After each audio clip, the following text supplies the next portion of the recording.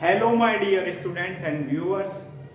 आज की ये वीडियो आपके लिए होने वाली है खास, क्योंकि मैं आज आपको बतलाने वाला हूँ इनकम टैक्स की 4 ऐसी टर्मिनोलॉजी के बारे में जिनको जानकर आप क्लियर कर पाएंगे अपना doubt. What is tax management, what is tax planning, what is tax avoidance, and what is tax evasion.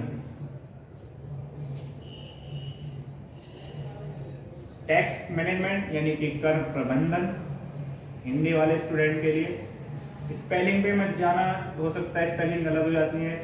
काफ़ी बार क्या करते हैं हम, गलतियां जानने के चक्कर में अच्छे कंटेंट को सुन नहीं पाते हैं। कुछ लोगों का क्या है, ह्यूमन नेचर है गलतियां निकालना। वैसे we will try to do lack of mistakes in our life, but हम इंसान हैं, गलतियां करते ही हैं और गलतियां करके ही सीखते हैं। टैक्स प्लानिंग यानी कि कर नियोजन,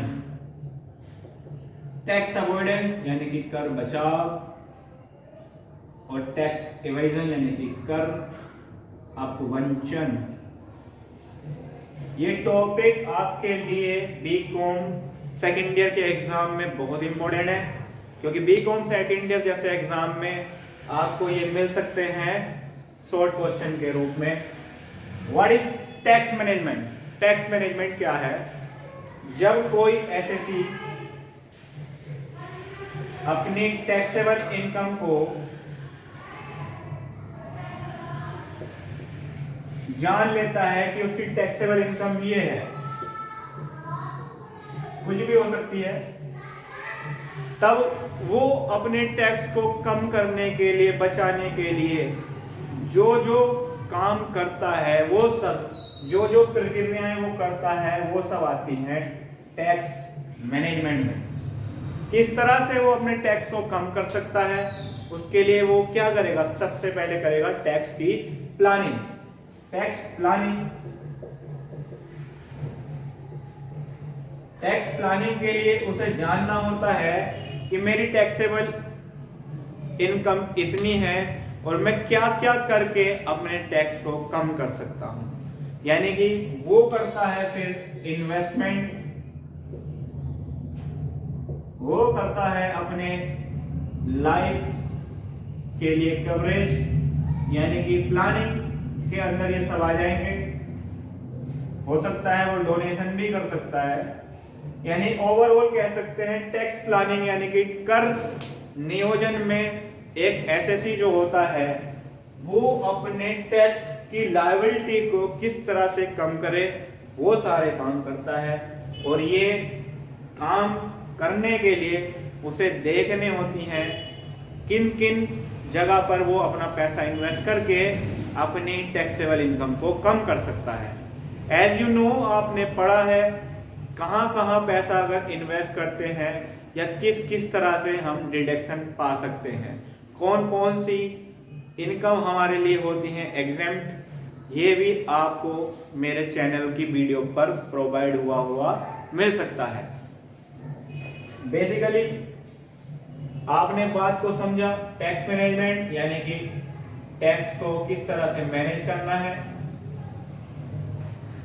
जिस तरह से मैनेज किया जाता है वो हो गई प्लानिंग।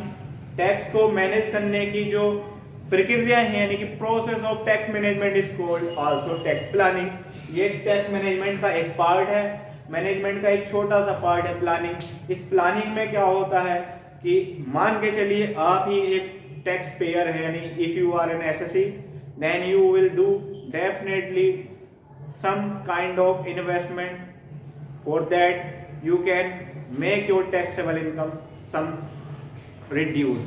आपकी टैक्सेबल इनकम कम हो सके उसके लिए आप टैक्स लॉ में जा करके कौन कौन से प्रोविजन हैं वहां अपने पैसे को क्या कर देते हैं, इन्वेस्ट करते हैं। ये होती है टैक्स प्लानिंग, और टैक्स प्लानिंग करना is a legal right of every SSC. ये एक क्या है, लीगल राइट है किसी भी एसएससी का, क्योंकि all the provisions are given by the income tax law. सारे के सारे जो प्रोविजन है वो इनकम टैक्स लॉ द्वारा दिए गए हैं। यहाँ पर हम कोई भी काम इलीगल नहीं कर रहे हैं, यानी कि ये जो है एक वैलिड तरीका है अपने टैक्स को कम करने का। ओके, अभी यहाँ पर थोड़े से कंफ्यूज हो सकते हैं आप जब मैं अगली टर्म को यूज करूंगा। तो टैक्स अवॉइडेंस क्या होता है? टैक्स अवॉइडेंस एक ऐसी सिचुएशन होती है जब एक एसएससी को लगता है कि मेरे इनकम पे जाने वाला टैक्स बहुत ज्यादा है और मेरे पास इनकम टैक्स लॉ में कुछ प्रोविजन ऐसे हैं जिनको मैं अगर यूज करूं या जिस फैसिलिटी का मैं यूज करके अपने टैक्स को कम कर सकता हूं, और वो व्यक्ति उन फैसिलिटीज को, उन प्रोविजन को यूज करता है जो इनकम टैक्स लॉ में दिए हुए हैं और अपने टैक्स को कर लेता है कम, that is called tax avoidance, यानी कि कर बचाव। ये टोटली लीगल है, ये टोटली लीगल है, कानूनी है, ये हमारा राइट भी है। ये टोटली लीगल है लेकिन ये कानूनी राइट नहीं है। राइट अधिकार को बोलते हैं कि राइट मतलब आप कर सकते हैं, करना चाहते हैं कर सकते हैं, नहीं करना चाहते हैं नहीं कर सकते हैं। टैक्स अवॉइडेंस की सबसे बड़ी बात क्या है? ये इनकम टैक्स लॉ में जो सरकार के द्वारा दी गई छोटी छोटी रियायतें हैं, या फिर कहना चाहिए इस लॉ की बारीकी को समझ करके जो इनकम टैक्स के जो एक्सपर्ट हैं वो इस लॉ की जो कमियां हैं उनका यूज करते हैं अपने टैक्सेबल इनकम को कम करने के लिए। ये है टैक्स अवॉइडेंस। ये कोई इलीगल नहीं है, क्योंकि टैक्स लॉ में कुछ प्रोविजन है जिनका यूज एक एसएससी करता है और एसएससी उन यूज को करके अपने टैक्स को कम कर लेता है। कारण क्या हो सकता है? जो इनकम टैक्स लॉ बनाया गया है उसमें कुछ कमियां रही हो, या हो सकता है उनकी पॉलिसी इस प्रकार की हो जो किसी एसएससी को फायदा दे सकती हो, तो उन पॉलिसीज की थोड़ी बहुत लैकनेस को हम यूज कर लेते हैं अपने टैक्स को कम करने के लिए। That is called tax avoidance. I hope आप सब इसको पूरी तरह से गेट कर पा रहे होंगे। If we will talk about tax evasion, यानी कि कर अपवंचन, तो ये एक बहुत ही खतरनाक टर्मिनोलॉजी है। इसका मतलब है कि आप यानी एक करदाता जब अपनी टैक्सेबल इनकम को झुटला करके दिखाता है, यानी अपना इनकम स्टेटमेंट झूठा प्रस्तुत करता है, तब क्या करता है वो झूठा जब अपना इनकम स्टेटमेंट प्रस्तुत करेंगे तो उस समय आपकी टैक्सेबल इनकम हो जाएगी कम और आपको उस समय देना होगा कम कर। लेकिन आपने क्या किया है? एक इलीगल प्रोसेस का यूज किया है, यानी कि टैक्स इवेजन इलीगल है और ये ऑफेंस है, साथ ही साथ ये पनिशेबल है, यानी कि दंडनीय अपराध है। And you can have a penalty on such kind of deeds. ऐसे कर्मों के द्वारा आपको देनी पड़ सकती है पेनल्टी, या फिर हो सकती है आपको सजा। आप जब समझ लीजिए इस बात को, इस टर्म को भी समझ लीजिए, जब कोई व्यक्ति इनकम टैक्स ऑफिस में अपनी फॉल्स स्टेटमेंट प्रस्तुत करता है, यानी कि झूठे तथ्यों के द्वारा, झूठी जानकारी के द्वारा अपनी टैक्सेबल इनकम को कर लेता है कम और कर की कर लेता है चोरी। कर की चोरी ही कहेंगे इसे। जब वो टैक्स को कम करके टैक्स की चोरी करता है तब उसे कहते हैं टैक्स इवेजन। और टैक्स इवेजन का मतलब होता है हिंदी में कर अपवंचन। ये पूरी तरह से इलीगल है और टैक्स इवेजन करने वाले एसएससी को हो सकती है सजा।